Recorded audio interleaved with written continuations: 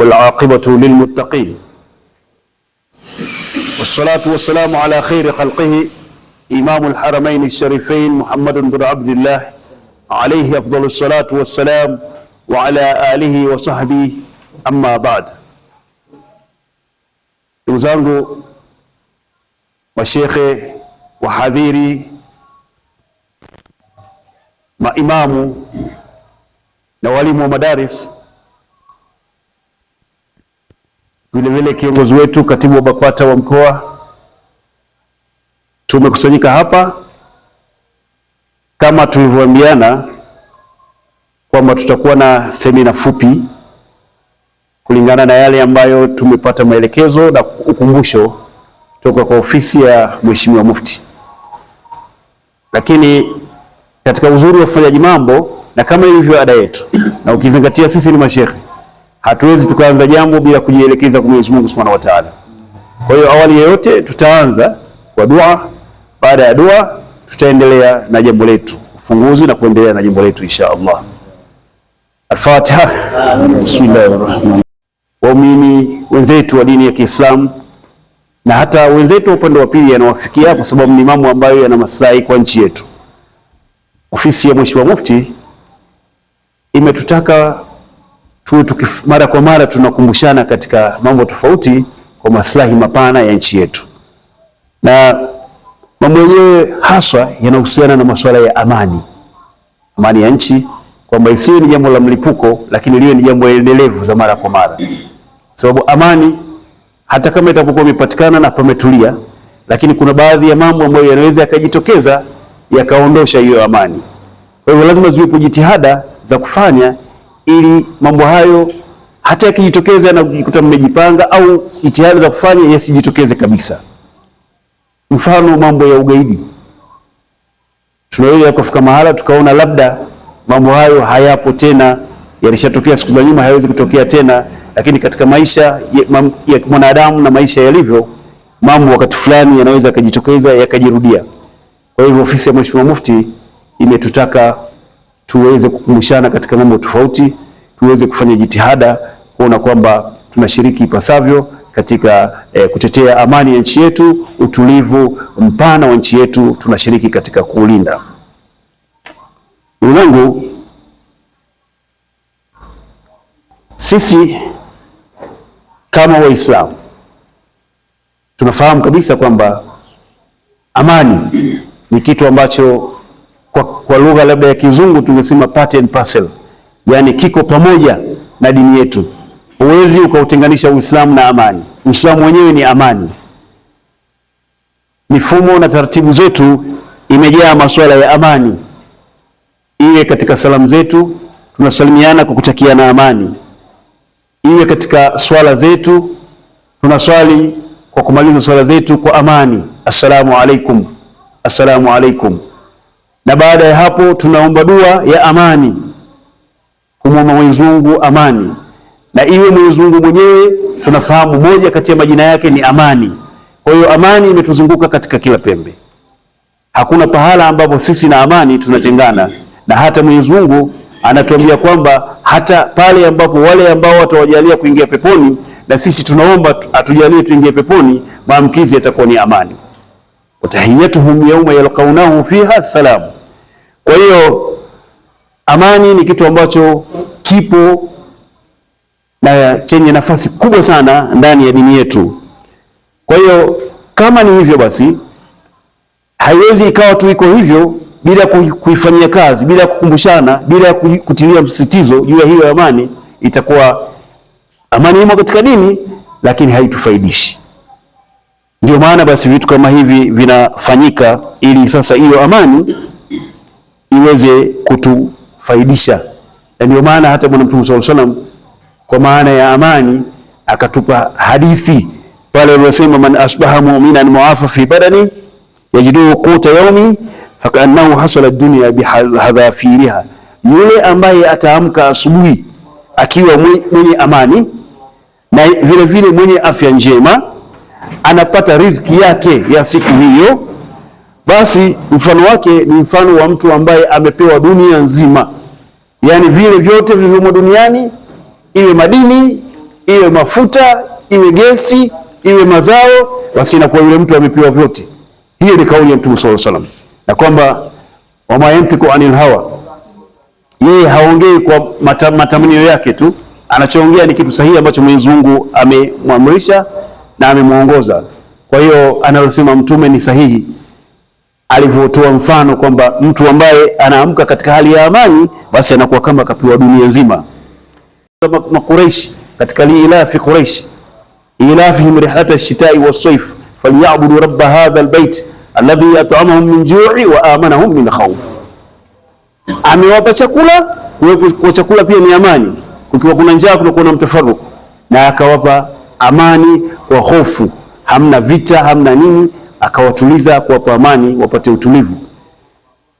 Kwa hiyo amani ni kitu muhimu sana na ni kitu kikubwa sana, na kuna muhimu sana vile vile kukumbushana jambo hili la amani, hususan katika mwezi huu mtukufu wa Ramadhani. Miongoni mwa mafundisho ambayo yamo katika mwezi huu wa Ramadhani kwa maelekezo kabisa ya Mwenyezi Mungu Subhanahu wa Ta'ala ni kuhusu amani. Ni kuhusu namna gani kujiepusha na vitu ambavyo vinaweza kupelekea uvunjifu wa amani. Mwenyezi Mungu ameyazungumza hayo, kayazungumza katika hadithi al-Qudsi, hadithi ambayo Bwana Mtume sallallahu alaihi wasallam amesema, imepokelewa na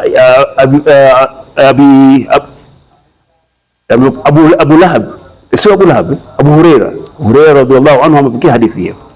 Qala Rasulullah sallallahu alaihi wasallam, qala Allahu azza wa jalla, Mwenyezi Mungu mtukufu amesema.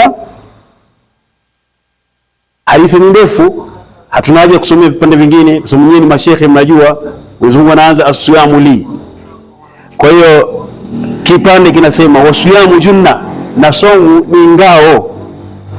Fa idha kana yawmu sawmu ahadukum fala yarfuth wala yaskhab, atakapokuwa amefunga mmoja wenu basi asifanye jambo lolote chafu wala asitoe masauti mayowe yasiyokuwa na sababu ya kufanya hivyo.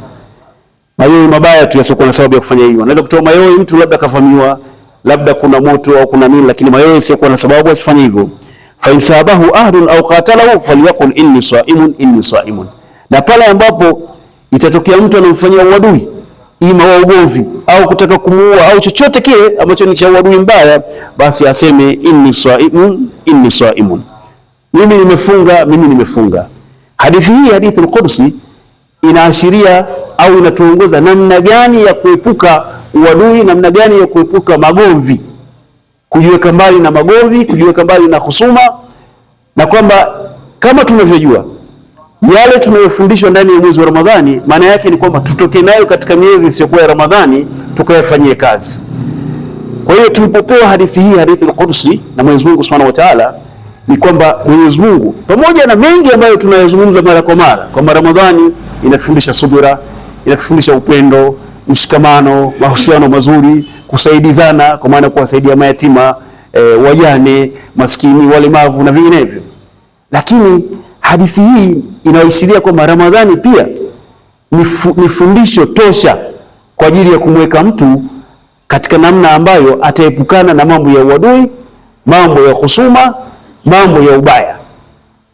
Na vile vile tunapozungumzia mambo ya ubaya, maana yake ni kwamba hata yale mabaya zaidi, mambo ya uharibifu mbaya, iwe ya ugaidi ya nini, inakufundisha kwamba uepukane nayo, ukae nayo mbali.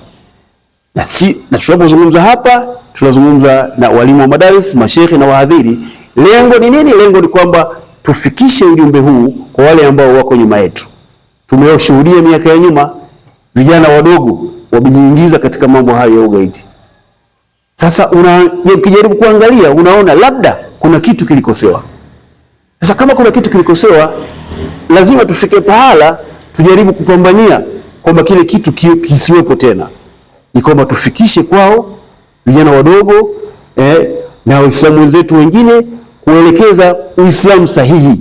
Uislamu sio ugaidi, Uislamu sio kuua watu. Na tunaipata kabisa hilo katika aya 32 ya sura Al-Maida, kwamba Uislamu unakataza kabisa kuua mtu bila sababu maalum. Pale Mwenyezi Mungu aliposema, man qatala nafsan bighairi nafsin au fasadin fil ardi fakaannama qatala an-nasa jami'an, yule atakayemuua mtu, atakayeua nafsi yote nafsi nyingine yote ile, au akafanya fasadi duniani, fakaannama qatala an-nasa jami'an, mfano wake kama ameua watu wote. Yeye amemuua mtu mmoja, lakini kwa machungu na hisia alizoweka pale Mwenyezi Mungu ni kwamba ile nafsi moja ambayo anakuwa ameiua, basi kama ameua watu wote duniani. Sasa hebu angalia jambo hilo lina ubaya wa namna gani. Na upande wa pili ukoje? Upande wa pili Mwenyezi Mungu anasema waman ahyaha fakaannama ahya an-nasa jami'an, yule atakayelinda uhai wa mtu basi anakuwa kama vile amelinda uhai wa dunia nzima, wa watu wote. Ukiangalia uzito wa aya hii unaona namna gani, basi wakati mwingine unaweza kutetemeka, hata kuchinja kuku unaweza kutetemeka mwake utamwaga damu, kwamba kumbe jambo la kumwaga damu ni jambo zito sana, na Mungu halimpendezi, na Mungu analikataa kabisa kabisa. Sasa inakuwa dhambi ambayo mzigo wa watu wote duniani umebeba wewe, kama vile umeua watu wote duniani. Kwa hiyo ni jambo ambalo inabidi tuliangalie sana, tulifundishe, tuelekeze katika mimbari zetu, katika madarisi yetu, katika mawaidha yetu tofauti na saha mbalimbali tunazotoa, tuelekeze kwamba vitu kama hivi si vizuri na viepukwe. Na vitu kama hivi tunaposikia ugaidi, tusije tukafikiria labda ugaidi ni ule wa kufanya tu kwenda kufanya nchi nyingine au wapi. Hata ndani ya nchi yule ambaye atafanya mambo, kachukua vilipuzi, kaenda kulipua kitu, kachoma moto kitu fulani, kaharibu nyumba ya mtu, biashara za watu na nini, yote ndio mambo ya irhabu. Maana ugaidi unaitwa irhabu kwa Kiarabu. Terrorism wenzetu wa Kiingereza wanasema terrorism. Kiarabu inasemekana inaitwa irhabu. Amefanya irhabu. Na kama ambavyo maana ya irhabu ya ugaidi kwamba ni kitendo cha kutumia vurugu makusudi ili kuwatisha watu, jamii au serikali kwa lengo la kufanikisha malengo fulani ya kisiasa, kidini au kiitikadi, hulenga kuleta hofu kubwa kwa raia wa kawaida, kwamba kumbe wanaofanya mambo hayo basi wanakuwa na lengo fulani. Hawafanyi hivi hivi, lakini wana lengo lao ili waweze kulifikia, na ufanyaji wao lile jambo lile inakuwa ni vitisho, kwa sababu akishafanya vile sasa ameshatisha kuona kwamba kuna hatari na huyo hawezekaniki. Na ugaidi huo jamani una sifa zake. Sifa kuu za ugaidi ni matumizi ya vurugu au mashambulizi kama milipuko, utekaji au mashambulizi ya silaha. Vile vile kulenga kueneza hofu kwa jamii, malengo ya kisiasa au kiitikadi. Mara nyingi hulenga raia. Mara nyingi sasa wanaofanya mambo hayo watu wanawalenga, wazungu wanasema innocent people, watu ambao hawana hatia yoyote, maskini, watu madhaifu wanalengwa. Na wakati ambapo pia sisi katika Uislamu Mtume sallallahu alaihi wasallam anatukataza hata kama ikiwa vita wasiuliwe wanawake, watoto na wazee, wasiuliwe hata ikiwa vita. Lakini sasa mtu anaenda kulenga soft targets hizo, watu raia ambao hawana namna yoyote ya kujilinda wala nini kujizuia, ndio wanalengwa. Na ugaidi unakuwa una aina zake tofauti. Kuna ugaidi wa kidini, ugaidi wa kikabila na kitaifa, na ugaidi wa kimataifa. Huwa tunasikia kitu fulani ugaidi ulio sana kidunia, watu walichukua mandege wakaenda ndege za abiria tena kaenda kupiga jengo huko. Kwa hiyo ugaidi wa kimataifa huo, mtu asipotafakari sawa sawa anafikiria kwamba hili jambo hili amefanya mtu gani? Yule Muhammad yule au yule Saidi. Kwa hiyo Uislamu ni dini ya kiirahabu, dini ya kigaidi.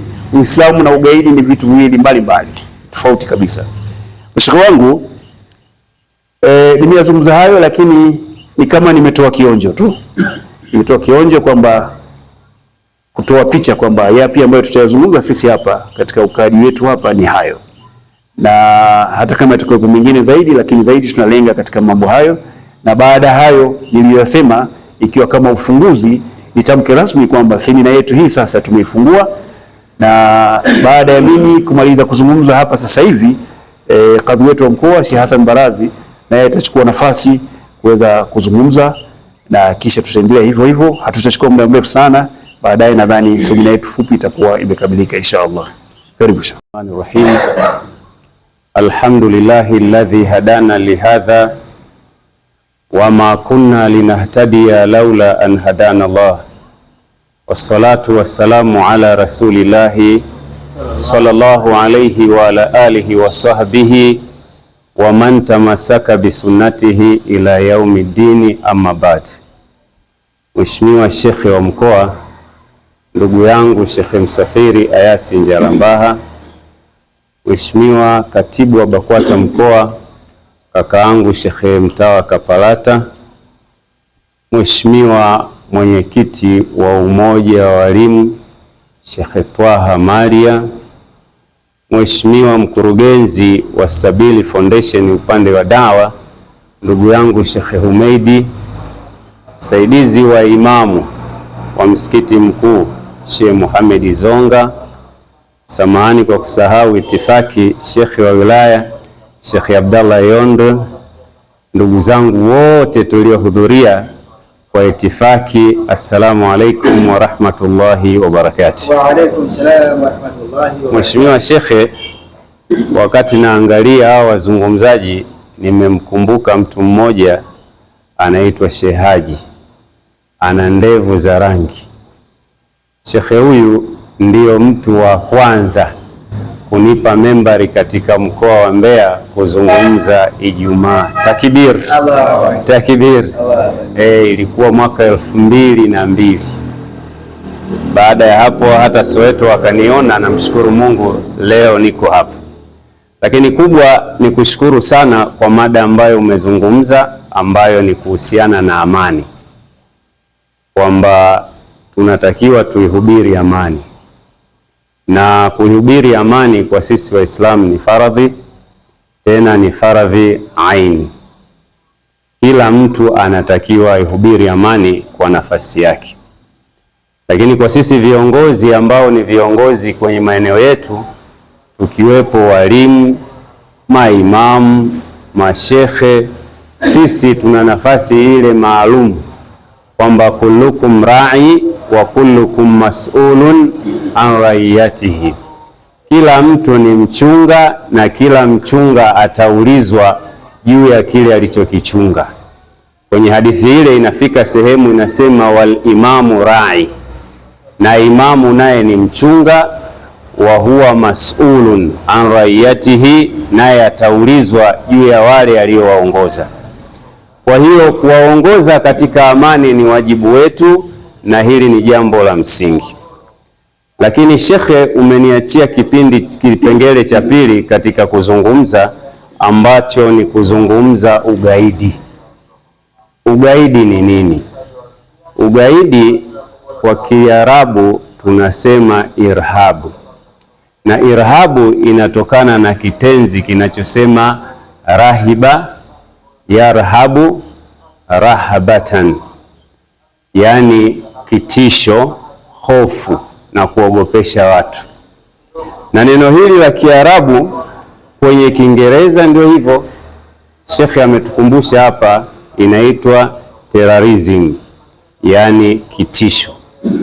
Na jambo hili ni la siku nyingi. Kihistoria, zamani kulikuwa hakuna msamiati huo. Msamiati huu ulianza kihistoria mwaka 1793 mpaka 1794, na jambo hili lilianzia Ulaya. Walianzia kule kwamba kulikuwa na kikundi kimoja kilikuwa kinatumia nguvu, vitisho, kuogopesha watu ili kufikia malengo. Lakini hili jambo, kwa sababu hiyo ni karne ya 18, limekuwa likienda likikua kadri mabadiliko yanavyokwenda. Baadaye karne ya 19 likaingia kwa wale ambao walikuwa wanagombea uhuru. Wagombea uhuru walikuwa wanapogombea uhuru, wanaposhindwa kwa njia ya majadiliano, wanatumia irhabu kuweza kupata uhuru. Walikuwa wanakwenda kuhujumu miundombinu, wanakwenda kwenye mashule, wanawaua watoto na kadhalika, ili kuleta kitisho, serikali iweze kusarenda, iwape uhuru wao. Kwa nchi zetu za jirani, kwa watu wa umri wetu sisi, wanakumbuka kuna kitu kilikuwa kinaitwa Mau Mau pale Kenya.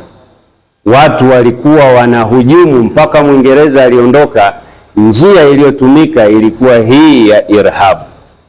Sasa irhabu iko katika hivyo, lakini Uislamu unasemaje kuhusiana na irhabu? Uislamu unasema irhabu ni nini?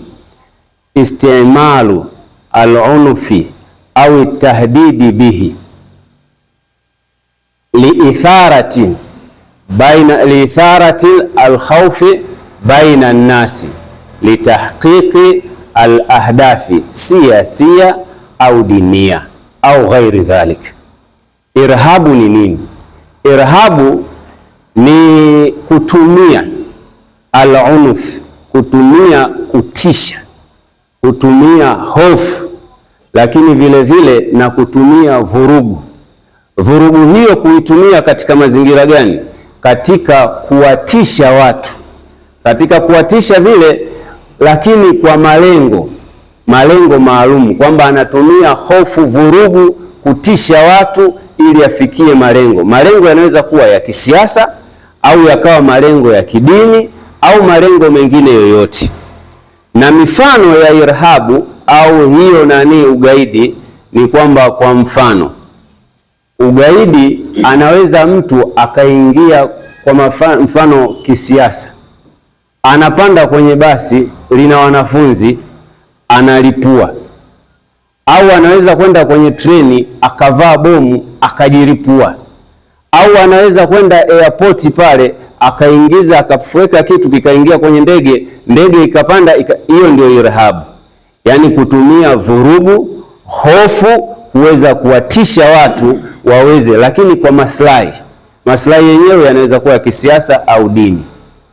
Sasa hii irhabu, nini mtazamo wa Uislamu katika irhabu? Yaani kutumia nguvu, vitisho, kuwaumiza watu wasiohusika. Kwa mfano, umewalipua watoto wakafa, umelipua abiria wakafa, umekwenda sijui ukaingia labda supermarket ukaripua wakafa. Uislamu unasemaje katika jambo hilo? Tuanze na Suratul Maida aya nambari 32.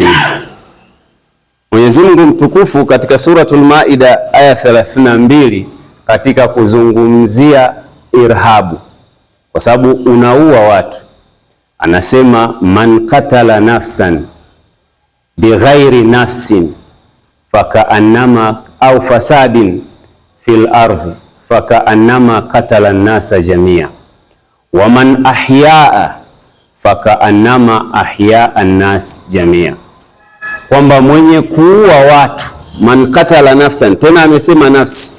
Na nyinyi kwa kuwa ni mashekhe, kwamba kilichotajwa pale nafsi, lakini makusudio ni kuua mtu.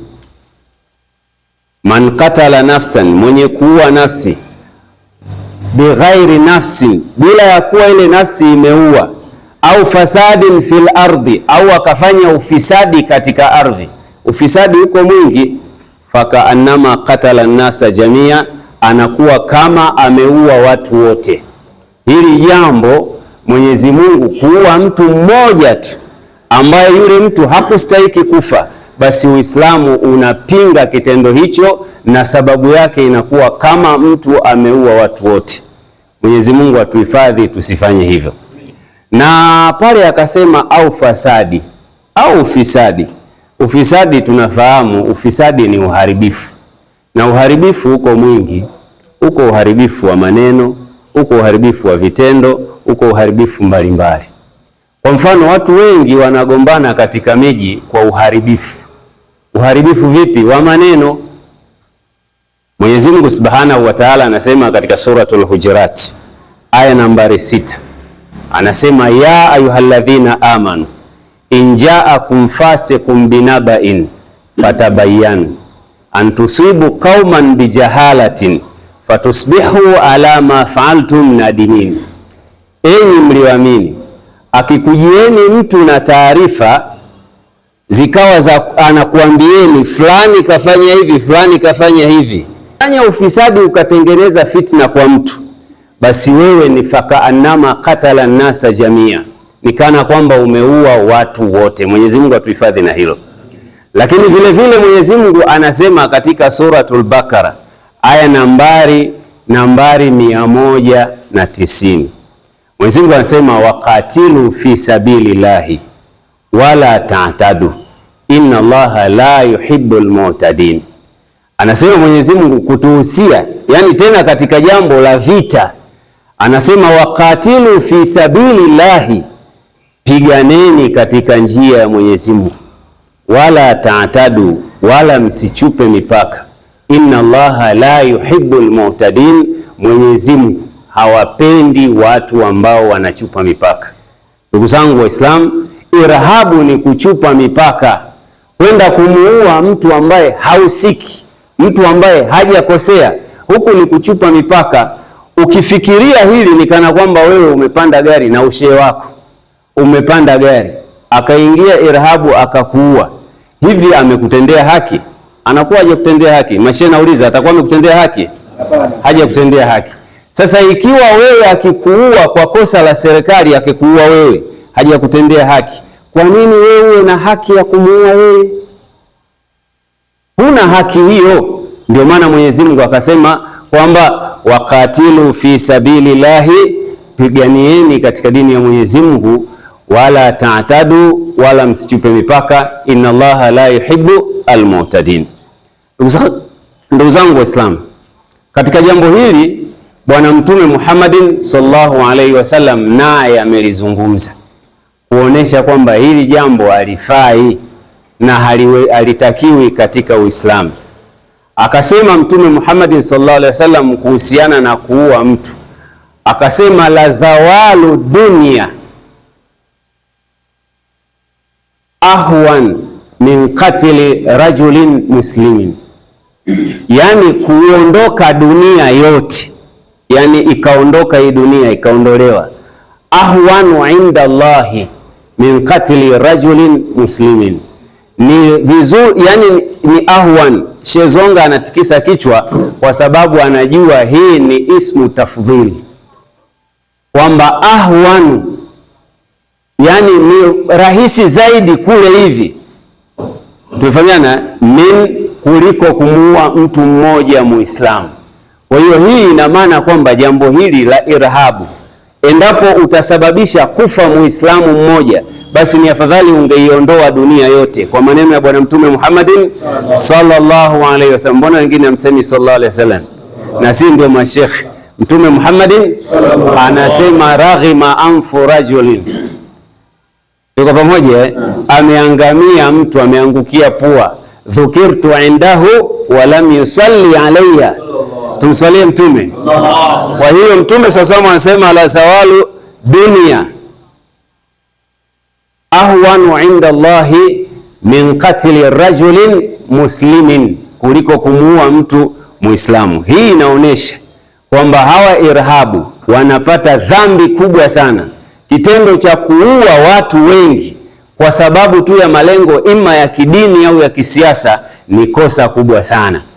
Lakini vile vile Mtume Muhammadin sallallahu alaihi wasallam akasema man qatala muahadan, mwenye kumuua mtu anaitwa muahadi. Muahadi ni nani? Muahadi ni sisi tunapokubaliana kuishi nchi pamoja baina ya Waislamu na wasiokuwa Waislamu. Yule mtu ambaye sio Muislamu naye ana haki ya kuishi kama ulivyo wewe, ana haki ya kuishi kama wewe, naye ni binadamu. Kutofautiana kwako wewe na yeye dini hakukufanyi wewe uwe na uhalali wa kumuua bila yeye kukosea. Mtume Muhammadin akasema man qatala muahadan, mwenye kumuua muahad, lam yarih raihata aljanna, mtu mwenye kumuua muahadi hata nusa hata harufu ya pepo. Inna lillahi kuonesha kwamba jambo hili halifai. Ndugu zangu Waislamu, hatutakiwi kumuua Muislamu au wasiokuwa Muislamu kwa sababu ambazo tutakuwa tumemwonea. Lakini Bwana Mtume Muhammad sallallahu alaihi wasallam katika kupinga irhab, maneno yake, hadithi za kuonesha kwamba irhabu anaipinga wazi wazi. Mtume sallallahu alaihi wasallam alikuwa akiwaambia maswahaba wanapokwenda vitani. Hadithi hii ameisoma shekhe wetu hapa, kwamba alikuwa anasema la taqtul mra'atan wala swabiyan wala sheikhan kabiran. Mnakwenda huko jamani, Allah, mnaenda kuipigania dini, lakini msiue wanawake wala msiue watoto wala msiue wazee. Irhabu anaua wote, irhabu anaua wote, yani haangalii hapa ni watoto, anaweza kutega bomu akaua, hawa ni wazee akaua, hawa ni vijana akaua. Kwa hiyo irhabu ina matatizo makubwa na haina faida wala haihusiani na Uislamu wetu sisi. Lakini Mtume sallallahu alaihi wasallam sio tu amekataza kuua binadamu, bali alikataza vile vile akiwaambia maswahaba, anasema la taqta'u shajaran wala tahdimu baitan. Mnakwenda huko vitani mabwana, msiende mkakata miti hovyo. Tena pale imekuwa shajaran wala baitan, pale imekuja katika nakira. Msikate miti yoyote wala msiende mkavunja nyumba yoyote. Huyo ndio Bwana Mtume Muhammadin alikuwa akituelekeza sisi Waislamu maisha tunayotakiwa tuyaishi. Ndugu zangu Waislamu, baada ya kuangalia vipengele hivyo, sasa tuangalie aina za irhabu. Irhabu ina aina kadhaa. Aina ya kwanza, irhabu siyasi, irhabu ya kisiasa. Watu wengi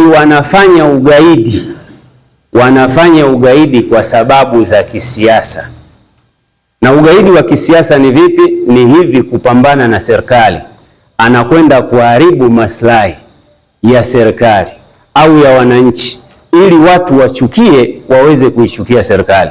Miongoni mwa irhabu ni kama vile mtu anaenda kulipua kituo cha mafuta, anakwenda anachoma magari ya petrol station, anakwenda anachoma mahakama.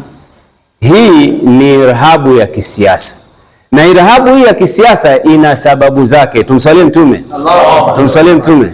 Mbona Lukumani mswalii?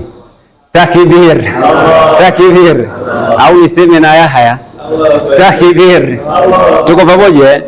Kwa hiyo irhabu ya kisiasa ina sababu zake. Sababu ya kwanza, irhabu ya kisiasa ni ukandamizaji wa kisiasa.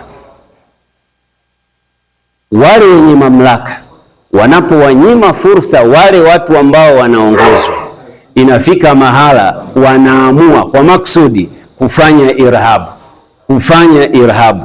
Kwa nini? Kwa sababu njia za mjadala, njia za kawaida zimeshindikana. Kwa irhabu ya kwanza, sababu ya kwanza ni kisiasa, ile ya siasa ni hiyo. Sababu ya pili ni mtu tu kuwa na hulka hiyo, halisi zipo, lakini anaamua kupitia njia za uharibifu kuweza kufikia malengo haraka. Na sababu ya tatu ambayo inasababisha irhabu ya kisiasa ni kwa sababu wale wanasiasa wanapotaka madaraka. Muogope sana mtu mwenye hamu ya kupata cheo kabla ya kupewa. Tumsalie Mtume. Anaweza kutumia mbinu yoyote, hata mbinu ya haramu, kuweza kufikia malengo. Na miongoni mwa mbinu hizo ni irhabu. Wanatumia ugaidi.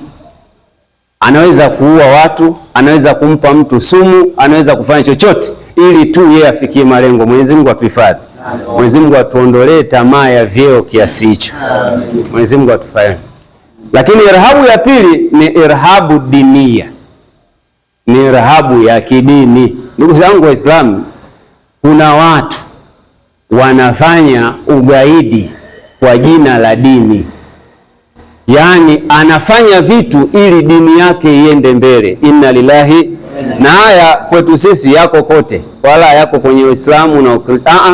Kote kote. Kule Ireland ya Kusini waliokuwa wanafanya irhabu sio Waislamu. Tuko pamoja? Kwa hiyo irhabu hiyo ya kidini huwa inafanywa na yenyewe ina sababu zake. Sababu ya kwanza ya irhabu ya kidini ni misimamo mikali. Yaani mtu akiwa na msimamo mkali katika jambo lake, ni tatizo.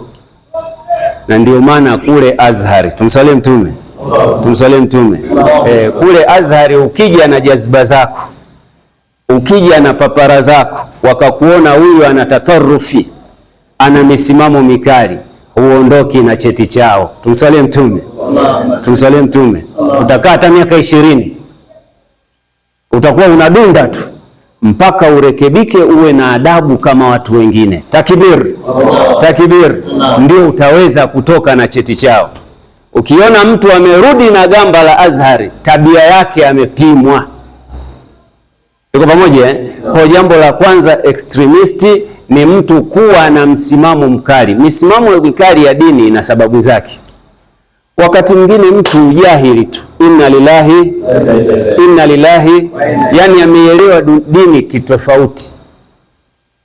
Yani wewe akifungia hapa, wewe ukafungia hapa, wewe ni adui namba moja, ndio unachelewesha dini kwenda mbele. Inna lillahi, wakati sio kweli. Kwa mtu aliyesoma hivyo vitu ni vya kawaida sana. Kutofautiana watu katika dini, kutofautiana watu katika kupeleka mbele dini ni jambo la kawaida. Na muache kila mtu apeleke dini kwa kipaji chake. Acha kumshepu mtu afanye unavyotaka wewe. Mambo hayako hivyo, dunia haiko hivyo. Utaishi katika seiko ndogo sana katika dunia hii. Kila mtu ana kipaji chake, ana maeneo yake yanafiti, na ana uwezo wake wa kufanya mambo. Huwezi kuendelea kwa kumzuia mtu mwingine kufanya maendeleo. Mambo hayako hivyo. Ili uweze kuendelea, fanya juhudi kwa vipaji vyako, na muache mwenzio atembee kwa miguu yake. Na wewe hutafanikiwa kwa kuzuia mwingine asifanye jambo. Mambo hayako hivyo, ndugu zangu Waislamu. Allahu Akbar. Kwa hiyo irhabu ya kwanza ni ujahili, ujinga. Na ndio Mwenyezi Mungu Subhanahu wa Ta'ala anasema katika sura 49 aya nambari 6, ya ayyuhalladhina amanu in ja'akum fasiqun binaba'in fatabayanu an tusibu qauman bijahalatin. Piga mstari kwenye bijahalatin. Mtawadhuru watu kwa ujinga, kwa kutofahamu. Fatusbihu ala ma fa'altum nadimina, mtakuja baadaye mtajuta. Jamani, tulimuonea bure huyu, hakufanya kosa, ni muongo tu, ametuletea habari ambazo sio za kweli. Tuko pamoja? Mwenyezi Mungu atuhifadhi. Kwa hiyo irhabu, sababu ya pili. Sababu ya kwanza ni hiyo, twende sababu ya pili. Sababu ya pili ya kidini ni baadhi ya wanadini kuhisi wamekandamizwa. Inna lillahi, mtu akihisi amekandamizwa ana evaporate. Kwa hiyo tujitahidi tuielewe dini vizuri. Lakini irhabu ya tatu ni irhabu ya ijtimaia. Kuna nani? Yani kuna irhabu ya kijamii. Inawezekana mtu wala hana maslahi ya dini wala ya siasa, mmezidiana tukacheo, inna lillahi ni mambo ya kijamii. Au umemzidi kiuchumi, inna lillahi, anatafuta mbinu ainuke, anashindwa, baadaye anameza magurneti anakulipua, inna lillahi. Kwa hii nayo irhabu, na hii inatokana na vitu viwili vikubwa. Jambo la kwanza, husda. Tuko pamoja? Na hili jambo Mtume Muhammadin alipambana nalo sana, husda. Kwamba husda ni ugonjwa mbaya sana. Unaweza kumwangamiza mwenzio kwa sababu ya kumuhusudu tu. Mwenyezi Mungu atuhifadhi. Kwa hiyo jambo hilo. Lakini pia irhabu, baada ya kuangalia hiyo ya kisiasa, kuna irhabu al-fikri na kuna irhabu iktisadi. Naenda mwisho ili tumalize muhadhara huu wa shekhe, tuseme inshallah. Irhabu al-fikri ni irhabu ya kiitikadi. Itikadi wakati mwingine tukitofautiana, basi yule anayetaka kueneza itikadi yake kwa nguvu anaweza kufanya irhabu. Kwa mfano, tunatolea mfano wa madhehebu tu. Dhehebu jingine likawa na fursa, dhehebu jingine likawa halina fursa, basi inahitaji busara wale waliopo. Mwenyezi Mungu atuhifadhi. Lakini tuna irhabu ya mwisho, iktisadi.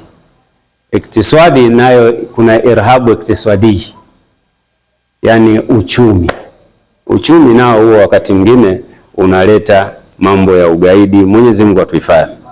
Ndugu zangu Waislamu, kwa kumalizia mada yangu, twende katika kipengele cha mwisho kinachozungumzia tofauti ya jihadi na ugaidi. Wengi wamechanganya baina ya jihadi na ugaidi, na ukitaka kutofautisha jambo lazima udefine. Ukitaka kutofautisha kitu lazima ulete taarifu, kwa sababu taarifu huwa inakusanya na kubagua. Sasa irhab jihadi ni badhlu juhudi, ni kutoa juhudi. Tumefahamiana, kutoa juhudi kwa ajili ya kupeleka liirtifai kalimatil haqi la ilaha illa Allah. Hii ndio jihadi, kutoa juhudi kwa ajili ya kupeleka dini mbele. Na kutoa juhudi kuna misingi yake. Huwezi kutoa juhudi tu, kuna kanuni za juhudi yenyewe. Na juhudi inayoangaliwa ya kwanza ni elimu. Tunatakiwa juhudi kwenye elimu. Kwa mfano, mtu ukatoa juhudi kwa ajili ya kusoma, umefanya jambo kubwa sana. Tuko pamoja Sheikh Abdallah amesoma Marwa akiwa mzee. Takbir. Allah. Takbir. Badhlu juhudi liirtifa illa Allah. Tuko pamoja Lakini vile vile kujenga. Jana tulikuwa tunawasifu pale, Sheikh akasema ninao majemedari wangu hapa. Takbir. Kwamba hawamwangushi. Kila jambo la haki wanatoa pesa zao kwa ajili kwenda. Ile nayo ni sehemu ya juhudi. Lakini vile vile na kufanya mambo mengine ya kidini. Mwenyezi Mungu atuhifadhi. Amen. Ndugu zangu katika imani, namalizia muhadhara wangu ambao shekhe alinipa kwa kuweka hitimisho. Madhara ya ugaidi. Ugaidi una madhara mengi. Madhara ya kwanza ya ugaidi ni kuharibu taswira ya dini. Kupitia ugaidi, dini zimeingia kwenye shutuma kwamba zinadhuru watu. Lakini jambo la pili katika madhara ya ugaidi ni kupoteza maisha ya watu. Tunafahamu miaka ya nyuma vilikuwa vitu vingi vinaharibika, na dini ya Kiislamu imekuja kulinda maisha. Nyinyi mmesoma Marwa, makasidi sharia, mojawapo ni nini? Hifdhu nafsi. Mbona hamsemi hifdhu nafsi? Ama sivyo? Shetani unasemaje? Hifdhu nafsi. Tuko pamoja Katika makasidi sharia ni kuhifadhi nafsi. Tuko pamoja Lakini jambo jingine, kuvuruga jamii. Wakati Uislamu, mada ya Sheikh hapa ni kwamba tunazungumzia amani, na tuwe tunazungumzia amani. Tuko pamoja Jambo lingine ni kuleta chuki kati ya watu. Wewe ukiniulia mzazi wangu, mimi ndakuchukia hata ufanye nini. Tumswalie Mtume. Kwa hiyo chuki inakuwa inaongezeka katika jamii, watu wanakuwa na chuki. Wakati Uislamu unataka tuwe ndugu. Lakini jambo jingine, twende kwenye kauli ya mwanazuoni mkubwa Ibn Taymiyyah.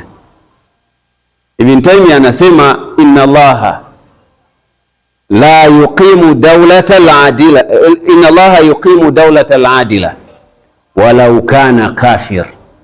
Mwenyezi Mungu huwa anaimarisha dola yenye uadilifu hata kama ni ya kafiri.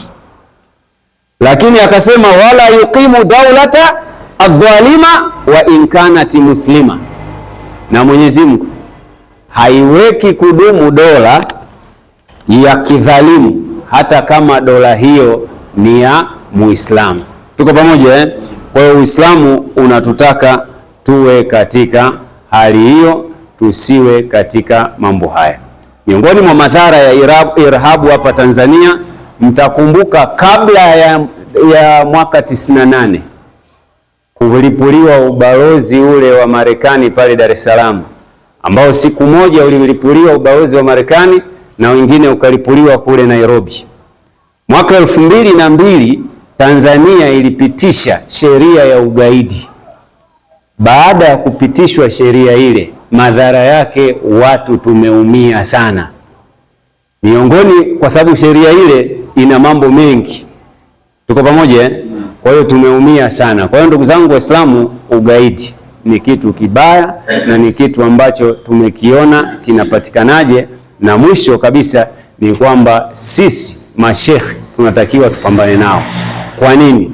Kwa sababu ikitokea mtu hapa amefanya ugaidi wake hapa na wataalamu wakachunguza wakaona hili jambo ni la kigaidi, wahanga wakubwa ambao tutaumia ni sisi viongozi, lakini na watu wetu wa karibu. Kwa hiyo heshima alaikum ndugu zangu Waislamu, nampongeza Mufti kwa kutuletea semina hii ya kuelimishana kuhusiana na ugaidi, kwamba tujitahidi kadri ya uwezo wetu tupambane na ugaidi, tuhubiri ubaya ugaidi, tuwafundishe wanafunzi wetu. Mimi leo shuhuda, leo Soweto limetokea jambo ambalo nikaona ugaidi kitu kibaya. Takbir. Amepita kijana ameswalisha, hakuleta kunuti. Mmoja katika wapenzi wa kunuti, tumemaliza tu kasimama, bana, naomba utuambie Sheikh, tuambie hapa ili jambo huyu katika msikiti wetu huu kuswalisha bila kunuti inakuwaje? Kaambia tulia, mahala. Nikamwambia sasa tukae shura, tukakaa pale. Kijana mmoja akaripuka, mambo gani namna hii? Kwanza hilo jambo sio faradhi. Na unaona Kwa hiyo kifupi jamani, lazima tuwatulize watu wetu, tuwatie watu wetu wepesi na tuwaondoe katika ujinga unaoweza kuleta irhabu. Mwenyezi Mungu atuhifadhi. Baada ya kusema hayo, naomba nishukuru tena kwa mara nyingine kwa shekhe. Kwa majina naitwa Madam Zuhura, ni mwalimu na ni mlezi wa watoto, lakini pia ni mlezi wa wanafunzi mabinti wote katika mkoa wa Mbeya. Tulikuwa kwenye semina hapo ambayo inazungumzia masuala ya amani. Kwa hiyo kwanza kabisa neno Uislamu maana yake ni amani. Inamaanisha amani. Kwa hiyo amani ndio kitu pekee ambacho kinaweza kumfanya mtu akaweza kufanya ibada kwa uhuru. Amani ndio kitu pekee ambacho kinaweza kikamfanya mtu akafanya shughuli zake na mipango yake mingine ya maendeleo. Uislamu haujawaruhusu watu wake kuvuruga amani. Mtume Muhammad sallallahu alaihi wasallam amehusia sana, na hata kabla ya kupewa utume yeye alikuwa akimiza amani na alikuwa amejiunga na vikundi mbalimbali vya amani. Sasa kutokuwepo na amani ndio huku kunasababishwa na baadhi ya watu ambao wanaelewa vibaya baadhi ya mambo, na hii imepelekea watu kulinganisha ugaidi na Uislamu. Lakini kwa uhalisia jinsi tulivyojifunza hapo kwenye semina inaonyesha kwamba ugaidi hautokani na Uislamu, bali ugaidi uko wa makundi mengi, makundi ya aina nyingi. Kuna ugaidi wa kisiasa, watu wanakuwa na sababu zao tu za kisiasa na hivyo wanachochea vurugu na kuvuruga amani. Lakini kuna ugaidi wa kutafuta madaraka. Kuna watu wanakuwa wana shida, wanatamani kuwa na madaraka, kwa hiyo hao pia wanavuruga amani. Lakini pia kuna ugaidi wa kijamii, mtu anakuwa na sababu zake mwenyewe anazozijua yeye mwenyewe, basi anawakusanya watu, wanafanya mgomo au wanafanya maandamano na kuvuruga amani. Lakini pia kuna ugaidi mwingine ambao mtu anaweza kufanya kwa sababu zake mwenyewe za kijamii katika jamii fulani. Kwa hiyo tulijifunza huko nyuma, tumeona kwamba kuna mataifa kama India kulikuwa kuna milipuko mingi inapita, watu wanavaa mabomu, wanafanyaje. Wote sio kwa sababu ya dini ya Uislamu, lakini hao walikuwa na sababu zao, wenda za kisiasa, za kutafuta madaraka na mambo mengine. Kwa hiyo walimu wa dini, shehe wetu wa mkoa hapa na kadhi wetu wametuhusia sana tuwafundishe watoto wetu kuipenda nchi yao, tuwafundishe watoto wetu kupendana. sisi wenyewe kwa wenyewe. Leo hii madhara makubwa sana ambayo yanapatikana katika vita, kwa mfano hivyo vya Irani labda na hao Wayahudi na watu wengine, sio vita vya kidini, ni vita tu vya watu wachache ambao wanaamua kufanya hivyo, kwa sababu Wayahudi, Waislamu na Wakristo katika nchi zile wanaishi kwa pamoja, walikuwa wakiishi kwa pamoja, lakini uzayuni ndio ambao umekusababisha matatizo yote haya. Kwa hiyo mara nyingi kuvurugika kwa amani kunasababisha madhara sana kwa watu, na wanaoumia zaidi wanakuwa ni watoto, wazee, labda na watu wasiokuwa na hatia. Na Mtume wetu Muhammad sallallahu alaihi wasallam alitufundisha kabisa kwamba tujitahidi katika amani, na ikitokea labda amani imevurugika, alikuwa akiwahusia hata wale waliokuwa wakienda kupigana, kuambia kabisa kwamba msiukate miti ovyo, msiue wasio na hatia, msiguse watoto, yani mpambane na wale tu ambao wamevunja amani.